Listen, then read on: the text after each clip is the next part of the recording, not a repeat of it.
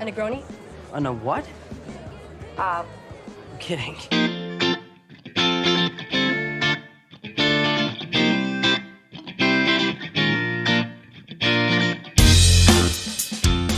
Hello and welcome to Intoxicated Masculinity. If it's Wednesday, we have a cocktail video coming at you. Today we are continuing with hashtag January. And we are talking about a cocktail that is very closely related to one of my favorite cocktails, which is the Boulevardier. The Boulevardier and the Negroni are very, very similar. However, as I talked about in the Boulevardier video, they were not developed in the same area, or they're sort of developed separately, which is kind of interesting given how similar they are. So the Negroni comes to us from Italy. It comes from the 19-teens sometime in Florence, Italy, from the Cafe Cassomi, and it's named after a count. So that's interesting. Like last week, this is an equal parts cocktail. Unlike last week, this is going to be a stirred cocktail and not a shaken cocktail. So we're going to go back to doing a lot of stirred cocktails in the winter. But I think that it's important that we go ahead and make one. We're back here, and as you can see, we have our ingredients in mysteriously 2 mixing glasses instead of 1. Sort of just on the fly, I was thinking, since we've already done the Boulevardier once before, and these cocktails are very similar, I am going to just make a Boulevardier at the same time as I'm making the Negroni. We're going to focus on the Negroni because that's what we're talking about this time, but I would just like to have them both ready so at the end I can kind of taste both of them and give you an idea of which one I like best. I don't drink the Negroni very often because the Boulevardier is sort of one of my favorite cocktails, but I think it'll be interesting to taste them sort of side by side. Also a note on the gin, I am here going to use Beefeaters. So I was looking through a lot of the various recipes that a lot of the bartenders have put out over the years. There doesn't really seem to be a consensus on what gin to use. I think last week with the last word, it seems like the London dry gin is what's preferred. So that's what I'm going to go with here.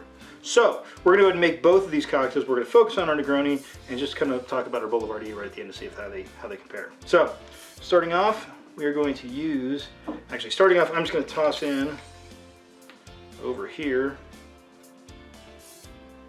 1 ounce of bourbon. So this is going to be our Boulevardier cocktail. And hence, after this, they're all going to be exactly the same. So, in our Negroni, we're going to toss in 1 ounce of our London dry gin, in this case Beefeaters. Beefeaters is a good solid dry gin too. I think it's sometimes maybe the lower priced drinks or the lower priced spirits aren't quite as nice. I think Beefeaters is perfectly fine for anything up to and including your dry martini. Think about Campari. It's one of those spirits, and your green chartreuse, like from last week, do the same thing. I think it must be enough sugar in there that it kind of not caramelizes, but it hardens or crystallizes around the top, and sometimes can make your cap a little tough to come off. All right, so we're doing 1 ounce of our Campari. And me personally, if I'm making this myself, if I'm making one of these myself, I'll usually go for like 1.5 ounces of each, just because 1 ounce of each for a 3-part cocktail makes for kind of a small cocktail. But in this case, I'm making 2, so I'm just going to go for 1 ounce each. It doesn't matter, as long as your proportions are the same, you should be just fine. And we're going to go with our Carpano Antica, our sweet vermouth, also 1 ounce.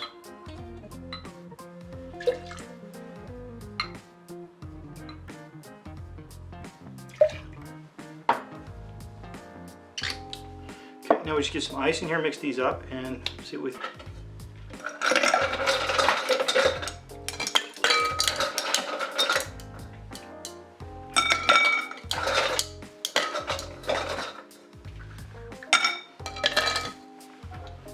And let's give both of those a mix.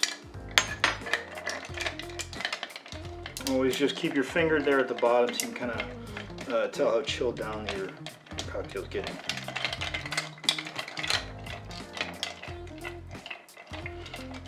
One note on bar tools, if you can, always err on getting a bar spoon that's longer than you think you need, because anytime, like this bar spoon is one that I don't particularly like. It's always just like a little bit shorter, because you want to be able to just kind of effortlessly spin it like this, which you need your hand to be kind of high up on it.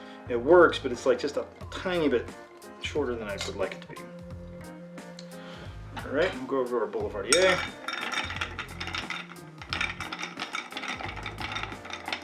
Now this mixing glass has been pre-chilled, so it's already going to be cold, but just going to kind of give our best guess.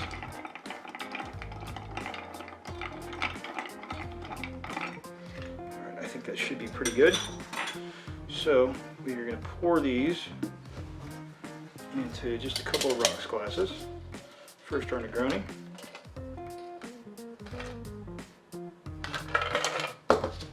Second, our Boulevardier.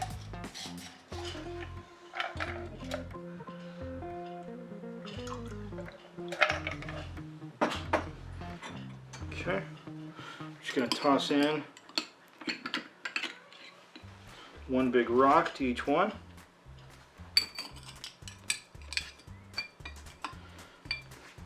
Sometimes your rock doesn't want to go in there. These are kind of small rocks glasses.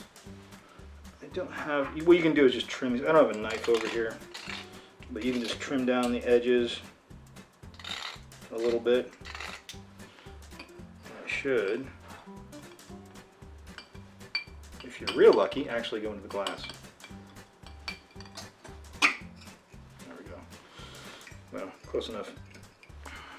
One thing, once it's touching the liquid, you can just sort of give it a turn, and the liquid will pare the sides down just enough that it should fall right on in. There you go. There we have our Negroni and our Boulevardier. All right, let's go with our Negroni first, and I'll give some notes on that one, and then we'll go over to the Boulevardier and see if I like that better or worse or about the same, or in some cases different.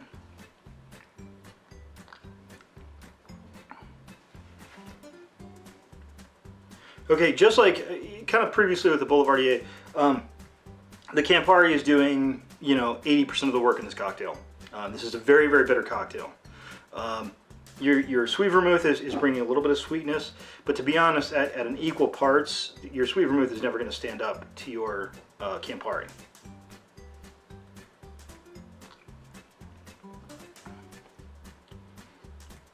The gin is coming through, but only a little bit.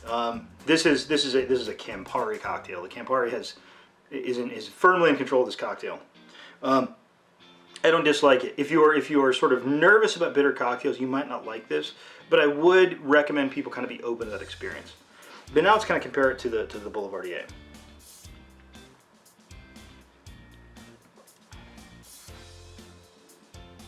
It's really interesting how you can change only one ingredient and have a cocktail that has a very different character. The bourbon, due to its nature, it's first of all in this case it's a lot higher proof. We got, I believe, just 80 proof, 88 proof. Sorry, 88 proof gin, where this is 101 proof bourbon. So just in alcoholically, it's going to be standing up better. But also bourbon brings a lot more sweetness.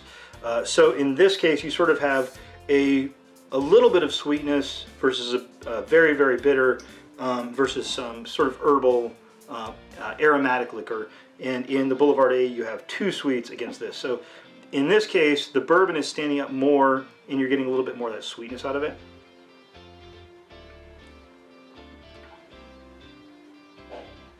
If I'm being honest, I think I prefer the Boulevardier, but I definitely understand the sort of attraction of the Negroni. The Negroni is sort of, is very much featuring the Campari, which sounds strange to say since it has the same components of each, spirit. But in this case, the gin just can't hold up to the Campari in the way the bourbon can.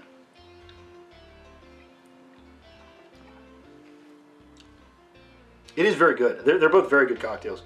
Just again, you have to be aware these are bitter cocktails, so they are going to have a lot of bitterness to them. But I kind of enjoy both of them. Again, not surprisingly enough, because I made it first and I kind of enjoyed it a little bit more.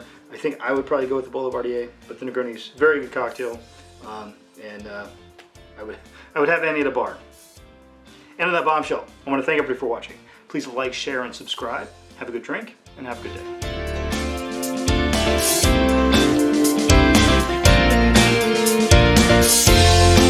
Well, bartenders in Greenwich don't make Negronis like this.